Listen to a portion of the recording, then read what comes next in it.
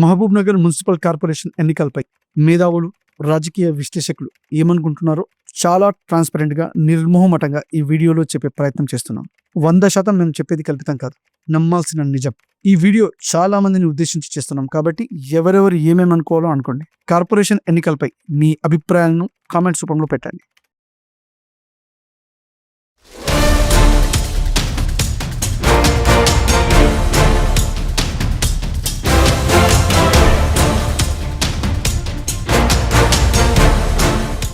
Mahabub Nagar municipal corporation ఎన్నికల్లో నాయకుల నాటకాలు, మధ్యవర్తుల మోసాలు, ప్రజల ఫలితాలు ఎలా ఉన్నాయంటే, ఎన్నికల ఫలితాలపై ప్రజలు ఏమనుకుంటున్నారో తెలుసా?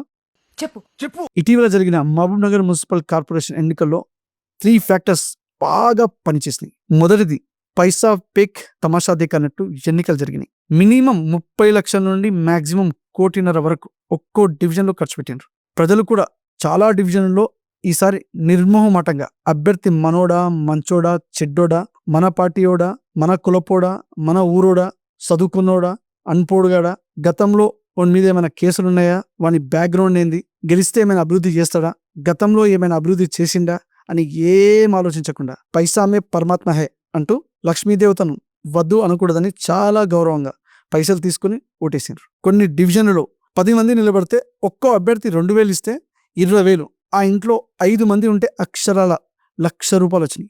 నాకు తెలిసిన ఒక డివిజన్లో దాదాపు 70% గవర్నమెంట్ ఎంప్లాయీస్ ఉంటారు. సారులు కూడా చాలా సిన్సియర్గా వాళ్ళ డిపార్ట్మెంట్ ఫ్యామిలీల పేర్లు రాసుకపోయి మరి ఫోన్పే, గూగుల్ పే చేసుకున్నారు.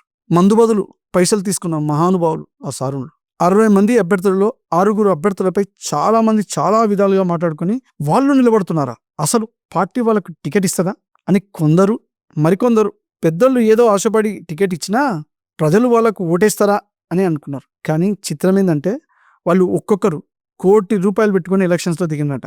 6 మంది మంచి మెజారిటీతో గెలిచి ఎంతో మందికి ఆదర్శంగా నిలిచిందని టాక్ ఆఫ్ ది టౌన్. ఈ వీడియో చూస్తున్నవారు వీలుంటే మీకు తెలిసి ఆ 6 మంది ఎవరో కామెంట్స్ పెట్టండి, నష్టమేం లేదు. ఎలక్షన్లో ఎవరైనా ₹1,00,00,000 పెడితే ₹2 ఇంట్రెస్ట్ మనం క్యాలిక్యులేట్ చేసుకుంటే కూడా నెలకు 2 లక్షలు, సంవత్సరానికి 24 లక్షలు, అదే 5 ఏళ్లకు ₹1,20,00,000. అసలు కోటి, నిత్తి ₹1,20,00,000, మొత్తం ₹2,20,00,000. అంత పైసలు పెట్టినోళ్ళు పెట్టిన పైసలే వసూలు చేసుకునికే పిచ్చోళ్ళ. 2.5 కోట్లకు డబల్ అంటే 5 కోట్లు రాబట్టాలి. అది ఎవరి మీద అయితే పసలు పెట్టినరో వాళ్ళ మీదనే సంపాదించాలి. నాణ్యత లేని రోడ్లు, నాణ్యత లేని అండర్ డ్రైనేజ్లు, వాటర్ ట్యాంకులు, కమ్యూనిటీ బిల్డింగ్లు, DTCP లేఅవుట్లు, ఇంటి పర్మిషన్లు, ఇంటి ట్యాక్సులు, డబుల్ బెడ్రూమ్లు, ఇందిరామీడ్లు, ఎట్సెట్రా ఎట్సెట్రా, ఎన్నో విధాలుగా ఇదంతా జరుగుతుంటే ఒక్కసారిగా మన లోపల ఆవేశం కట్టలు తెంచుకొని బయటికి వచ్చి ప్రశ్నించే గొంతుకై ప్రశ్నించాలని ఎవరన్నా వచ్చిందనుకో, నీకు వచ్చే సమాధానం ఏంటో తెలుసా? మేము ఫ్రీగా సేవ చేయడానికి మీరు ఫ్రీగా ఓట్లేసారా? మీరు మాత్రం డబ్బులు తీసుకుని ఓట్లేస్తారు, మేము మాత్రం ఊరికనే సేవ చేసి పెట్టాలి. మీకు డబ్బులు, సారా ప్యాకెట్లు ముఖ్యమా, మంచి ఎమ్మెల్యే ముఖ్యమా? ఏలం పాటలు పడితే మాకు డబ్బు ఇవ్వండి, ఎవడెక్కువ డబ్బులు ఇస్తే వాళ్ళకే ఓట్లేస్తాం.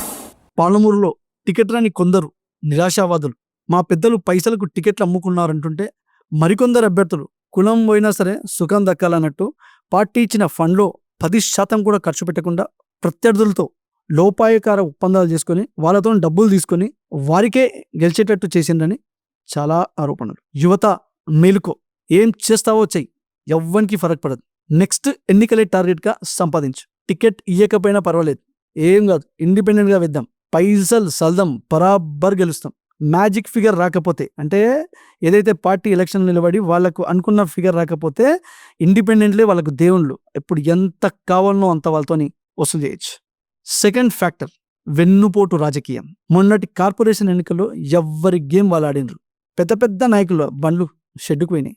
నేను ఎలా గెలవాలి, ప్రజల మెప్పు ఎలా పొందాలని కాకుండా ప్రత్యర్థిని ఎలా ఓడగొట్టాలని కొందరు ఆలోచిస్తే, నాకు కాదని టికెట్ ఇంకోనికి ఇచ్చిండ్రు, వాడిని ఓడగొడితే నా ఈగో సాటిస్ఫై అవుతుందని సొంత పార్టీ నాయకులే, సొంత పార్టీ కార్యకర్తలే అవతల పార్టీ నాయకులతో చేతులు కలిపి ఎన్నో స్కెచ్లు, స్టంట్లు. కొన్ని డివిజన్లో పెద్ద పెద్ద లీడర్లు గెలుపు కోసం వారి అనుచరులకు పైసలు పంపిస్తారు, కానీ ఇక్కడ వాళ్ళని ఓడగొట్టడానికి దాదాపు 10 వార్డులకు డబ్బులు పంపించినట్టు మహబూబ్నగర్లో ప్రతి ఒక్కరూ మాట్లాడుకుంటున్నారు. ఇక్కడ ట్విస్ట్ ఏంటంటే, ఎవ్వరూ సుఖం కాదు, పలానా వాళ్ళు మమ్మల్ని ఓడగొట్టనికే పైసలు పంపించినట్టున్నారు. వాళ్ళు కూడా చెప్తున్నారు, వీళ్ళు కూడా మమ్మల్ని ఓడగొట్టనికే పైసలు పంపిస్తున్నారు, మా దగ్గర ఎవిడెన్స్ ఉన్నాయని అంటున్నారు. సో దీన్ని బట్టి అర్థం చేసుకోవచ్చు. అందరూ నువ్వు గెలవాలనుకోవడం తప్పు కాదు, కానీ ఇతరులను ఓడించాలనుకోవడం నీచమైన రాజకీయమని, అలాంటి వాళ్ళు రాజకీయంగా ఎక్కువ రోజులు మనుగడ సాగించలేరని రాజకీయ విశ్లేషకులు అంటున్నారు.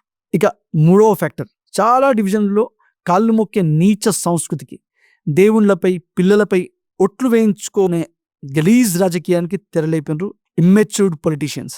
డివిజన్ను ఎలా అభివృద్ధి చేస్తారో చెప్పకుండా కాళ్ళు మొక్కిన వాళ్లకు మక్కువ చూపి, అవతలోడు వాని పొగరుడు కాళ్ళే మొక్కిలే, ఈడైతే 2-3 సార్లు కాళ్ళు మొక్కిండు, ఆయన పొగరుకు వానికి మాత్రం ఓటేయకూడదు అని ఆలోచించి ఓట్లేసిన పిచ్చి జనాల గురించి మనం ఏం మాట్లాడుకోవాలి. ఓటరు దేవుళ్ళు అంటూ కాళ్ళు మొక్కి ఓట్లేపించుకొని ఎన్నికలు అయిపోయిన తర్వాత వాళ్ళ కాళ్ళు పట్టి గుంజే కార్యక్రమం ముందుందని చాలామంది అనుకుంటున్నారు. మీ కాళ్ళు మొక్కనికే మీరేమైనా దేవుళ్ళ, లేకపోతే స్వాతంత్రం తెచ్చిన స్వాతంత్ర సమరయోధుల, 100 మందికి ప్రాణాలు కాపాడిన గొప్పోళ్ళ? అంతలా మీరేం పుడిచినరు? ఓటుకు నోటు తీసుకొని కాళ్ళు కూడా మొక్కాలనా మీకు? మాకు ఈ పదవులు లేకున్నా సరే, కానీ ఈ కాళ్ళు మొక్కడం మా నుండి కాదని, అభివృద్ధి చేయకపోతే గల్లా పట్టుకొని అడగాలే కానీ పైసలు తీసుకొని మళ్ళా కాళ్ళు కూడా మొక్కించుకోవడం ఏందని, అసలు మాకు ఈ రాజకీయాలే వద్దని ఎంతోమంది మాలాంటి జర్నలిస్టులు బాధపడ్డం నమ్మలేని నిజం.